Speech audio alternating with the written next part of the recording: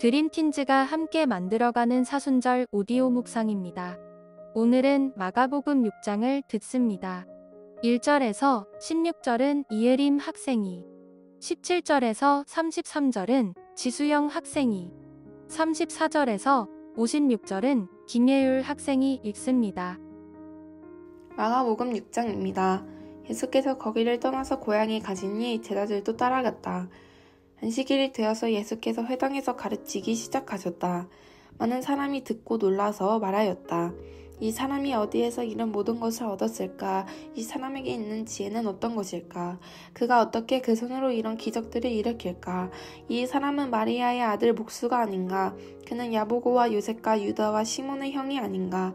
또 그의 누이들은 모두 우리와 같이 여기에 살고 있지 않은가? 그러면서 그들은 예수를 달갑지 않게 여겼다. 그래서 예수께서 그들에게 말씀하셨다. 예언자는 자기 고향과 자기 친척과 자기 집 밖에서는 존경을 받지 않는 법이 없다. 예수께서는 다만 몇몇 병자에게 손을 얹어서 고쳐주신 것 밖에는 거기서는 아무 기적도 행하실 수 없었다. 그리고 그들이 믿지 않는 것에 놀라셨다. 그리고 예수께서는 마을들을 두루 돌아다니시며 가르치셨다.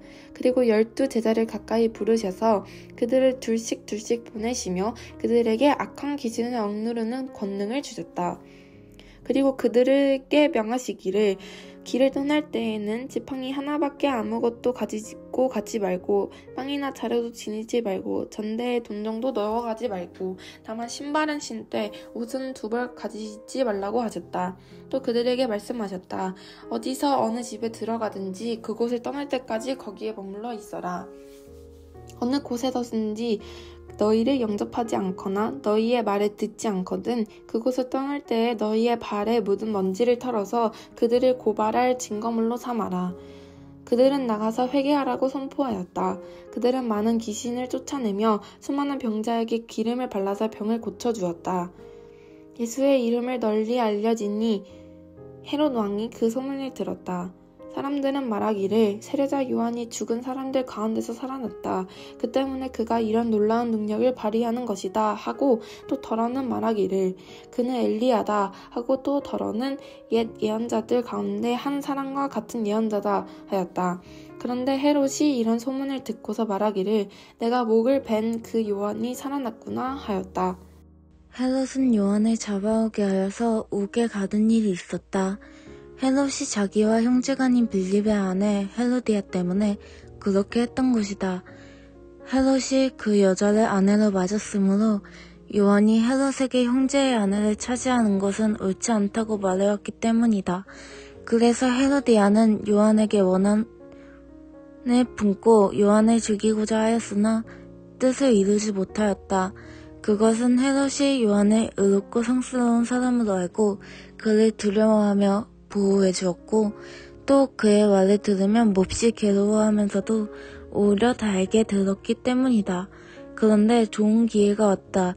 헤롯이 자기 생일에 국왕들과 천부장과 갈릴리의 요인들을 청하여 놓고 잔치를 베풀었는데 헤로디아의 딸이 춤을 추어서 헤롯과 그 자리에 앉아있는 사람들을 즐겁게 해주었다.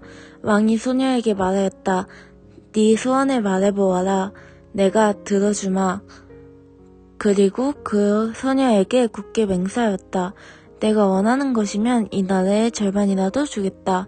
소녀가 바깥으로 나가서 자기 어머니에게 말하였다.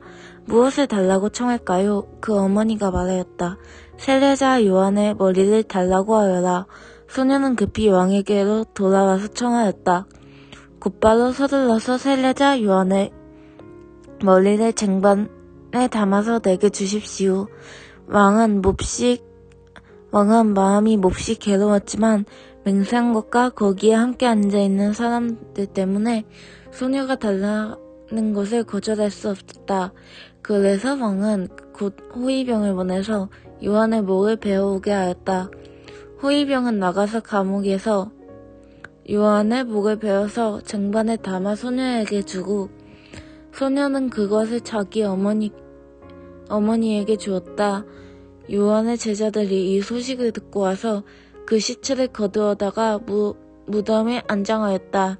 사도들이 예수께로 몰려와서 자기들이 한 일과 가르친 일을 다 그에게 보고하였다. 그때 예수께서 그들에게 말씀하였다. 너희는 따로 외딴 곳으로 와서 좀 쉬어라. 거기에는 오고 가는 사람이 하도 많아서 음식을 먹을 겨를조차 없었기 때문이다. 그래서 그들은 배를 타고 따로 외딴 곳으로 떠나갔다. 그런데 많은 사람이 이것을 보고 그들인 줄 알고 여러 마을에서 발걸음을 재촉하여 그곳으로 함께 달려가서 그들보다 먼저 그곳에 이르렀다.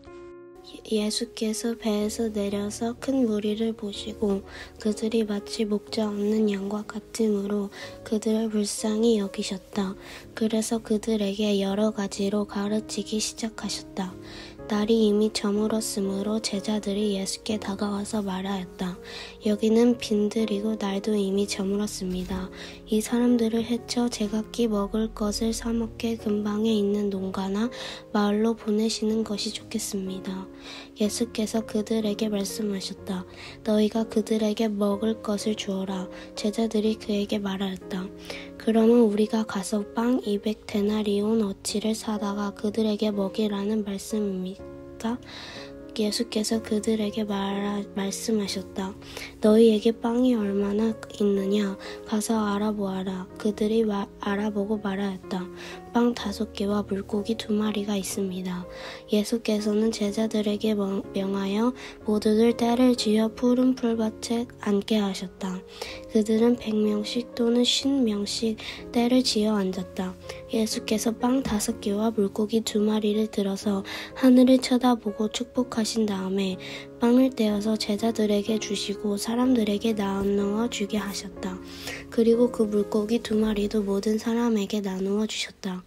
그들은 모두 배불리 먹었다. 빵 부스러기와 물고기 남은 것을 주워 모으니 12광주리에 가득 찼다. 빵을 먹은 사람은 남자 어른만도 5,000명이었다. 예수께서는 곧 제자들을 재촉하여 배를 태워 자기보다 먼저 건너편 벳세다로 가게 하시고 그동안에 무리를 헤쳐 보내셨다. 그들과 헤어지신 뒤에 예수께서는 기도하시려고 산에 올라가셨다. 날이 저물었을 때에 제자들이 탄 배는 바다 한가운데 있었고 예수께서는 홀로 뭍에 계셨다. 그런데 예수께서는 그들이 노를 젓느라고 몹시 애쓰는 것을 보셨다. 바람이 거슬러서 불어왔기 때문이다. 이른 새벽에 예수께서 바다 위를 걸어서 그들에게로 가시다가 그들을 지나쳐 가려고 하셨다.